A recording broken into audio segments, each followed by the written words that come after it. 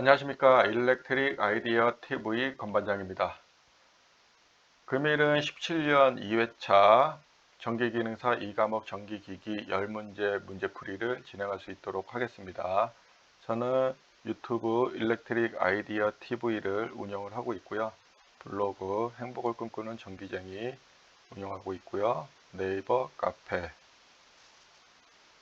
운영하고 있습니다. 네이버 카페는 계속 말씀드리는 거지만 여기 강의한 내용에 대해서 이 카페에 공개를 하고 있으니까 회원 가입하시고 자료를 다운로드 받아서 보시면 좋을 것 같아요.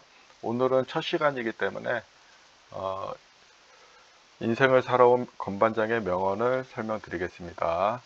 이 코너는 제가 생각하고 있는 철학을 여러분들께 이제 말씀드릴 수도 있고요. 그 다음에 제가 이제 생각하고 있는 좋은 글들을 여러분들께 안내해 드릴 수도 있습니다.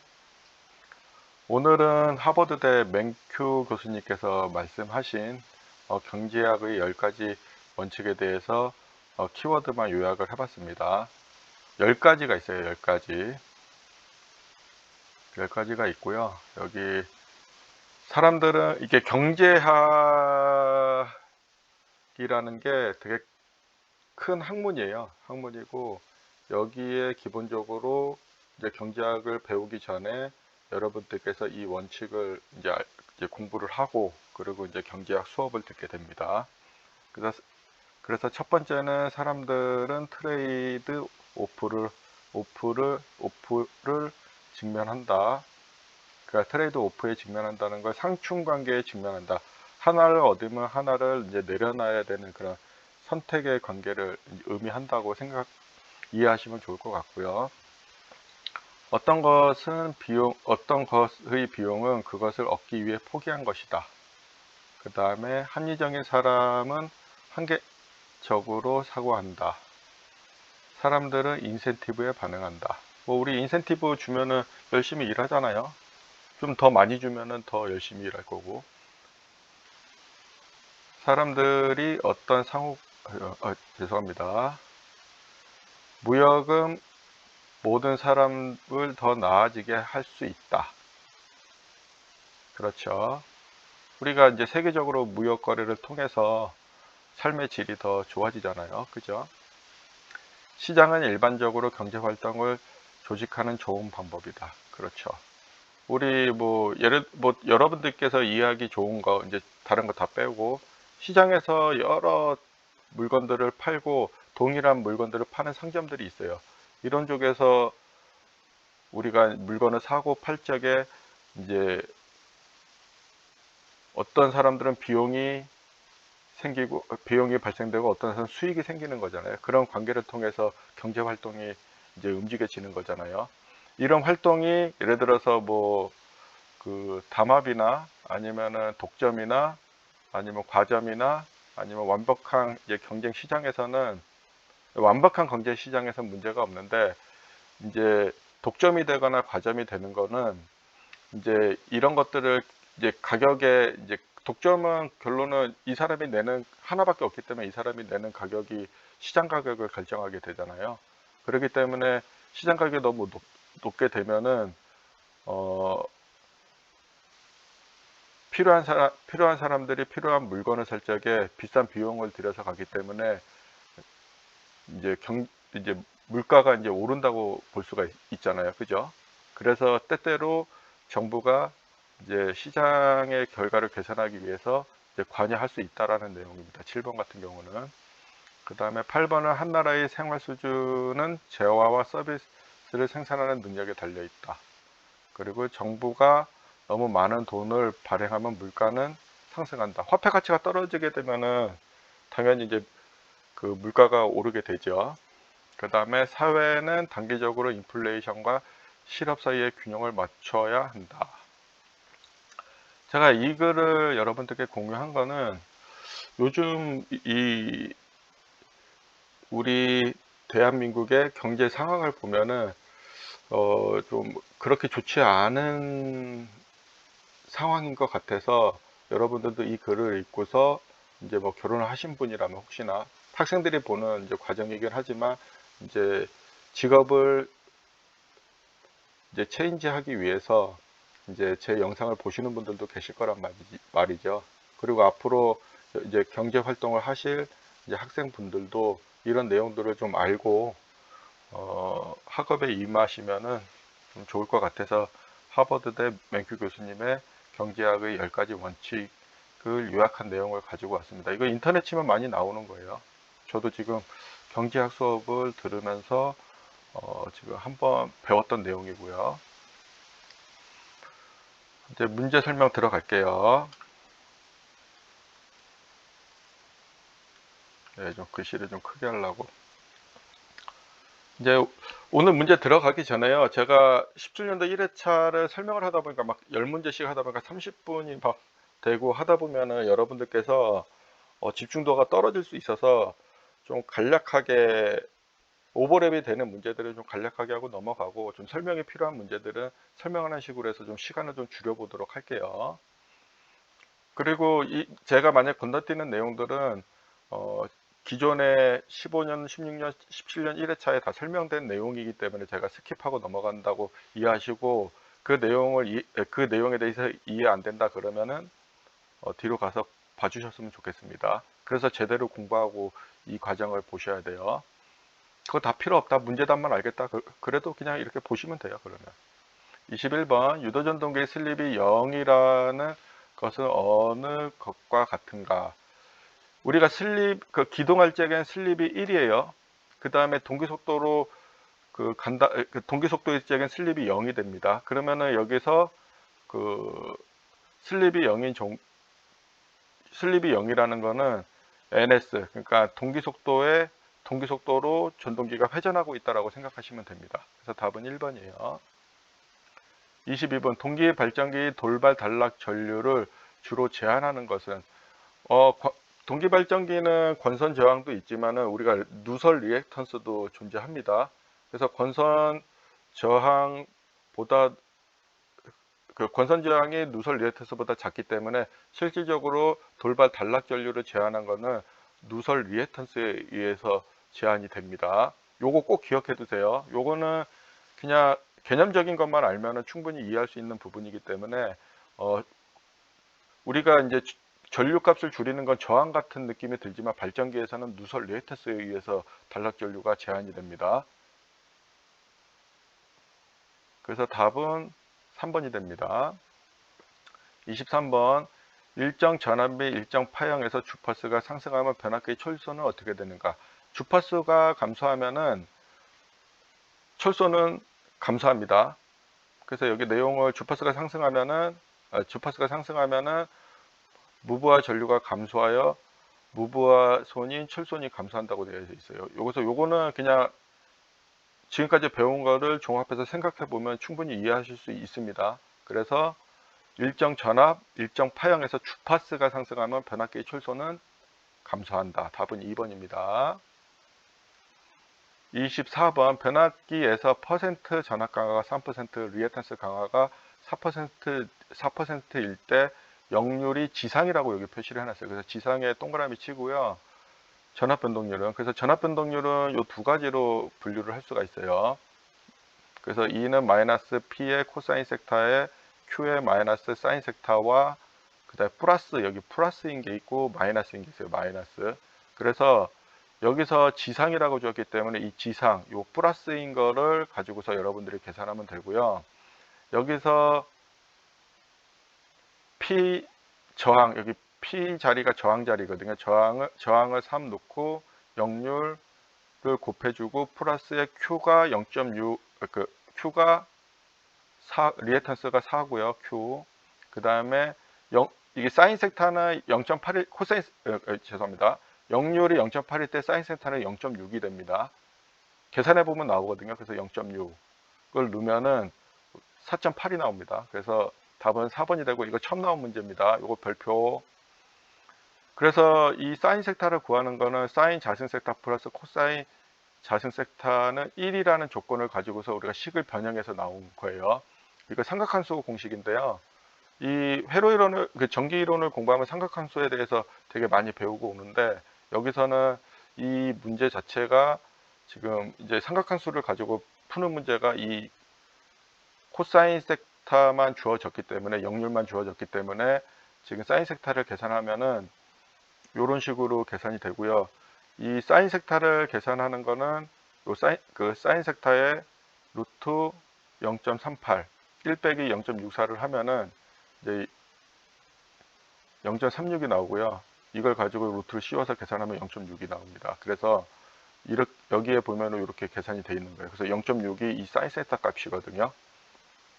근데 이제 제가 이렇게 이제 풀고 싶은 분은 요거 보시고 제가 업로드 해드리면, 이게 네이버 카페에 업로드 해드리면은 요 식을 가지고 푸시면 되고요. 그 건반장이 얘기하는데 역률이 0.8이면은, 그러니까 코사인 세타가 0.8이면 사인 세타는 0.6이다.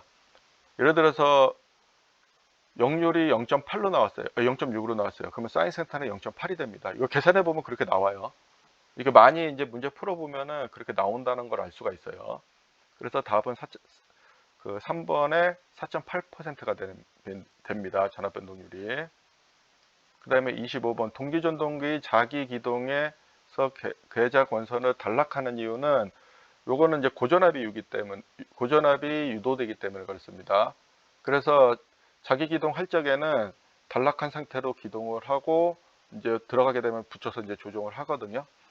그래서 여기서는 답은 3번입니다. 고전압이 유도된다. 그래서 여기 잠깐 내용을 읽어 드리면은, 계좌권선이 고정자 회전 자속을 끊음으로 계좌 회로에 매우 높은 전압이 유도되고 열려 있을 때, 그러니까 오픈되어 있을 적에는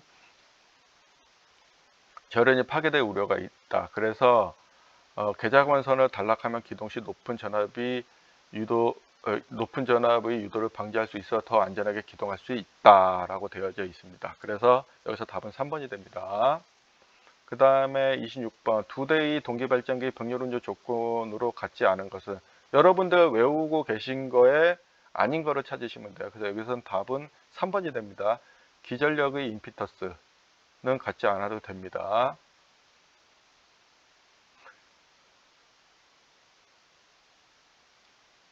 사실 이게 병렬 운전 조건에는 해당이 되진 않아요. 왜냐하면 이런 것들은 위상이나 주파수나 크기는 다르게 되면은 우리가 트립으로 이어질 수 있지만, 임피턴스는 다르다고 해서 트립으로 바로 이어지는 건 아닙니다. 하지만은 같으면 좋은 거예요. 같으면 좋은 거. 그 R과 리액턴스 성분이 같으면 좋아요. 그래서 보통 동일한 용량의 동일한 사양을 가지고 제작을 하게 되면은 약간의 차이는 있지만 거의 비슷하게 나와요. 그래서 문제가 없는 겁니다.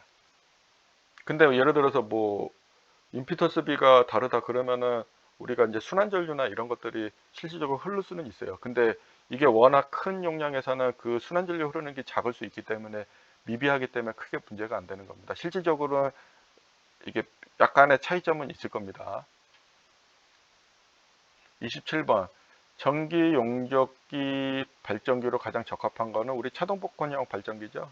요거는 문제에 나왔었습니다. 이게 좀 문제가 길게 나올 때도 있고 짧게 나올 때도 있어요. 주어질 때. 근데 얘는 제 용접기로만 딱 했기 때문에 차동 복권이라고 하면 되고요. 제가 그 15년도 16년도 설명할 적에도 요거 동그라미 치라고 했던 부분들이 있어요. 거기만 생각하시면은 그냥 이 문제는 풀 수 있는 겁니다. 답은 2번입니다. 차동 복권형 발전기. 28번 직류 발전기 정기적 제동 방법이 아닌 것은, 여기서 우리 발전 회생, 역상, 저항 제동이 있었나요?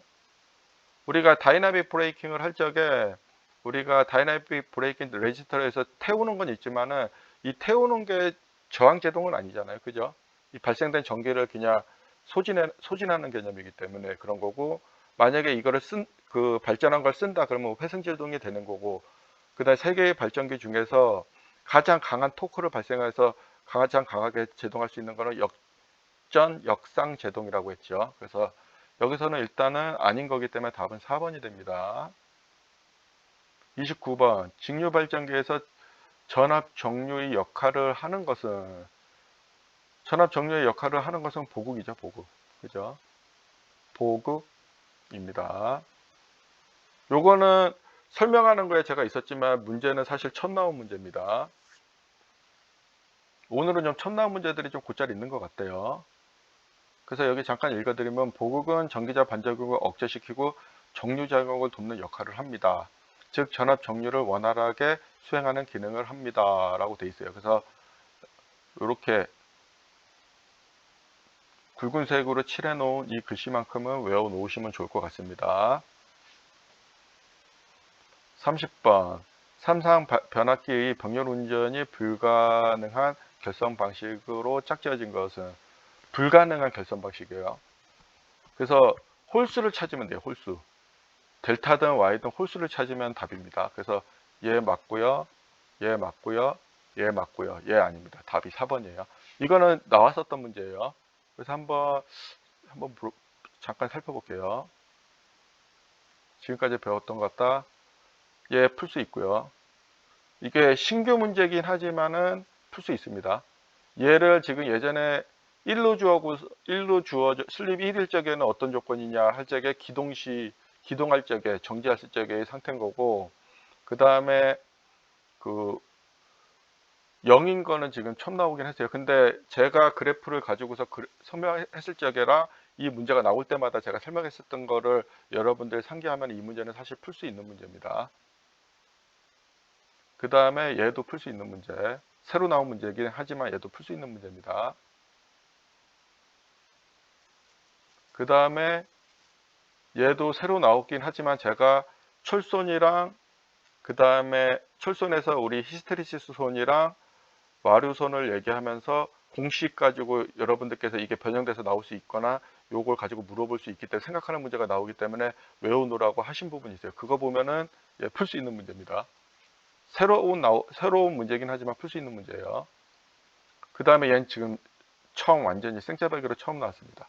그렇기 때문에 얘는 여러분들이 별표 해놓고 공부하셔야 되겠죠.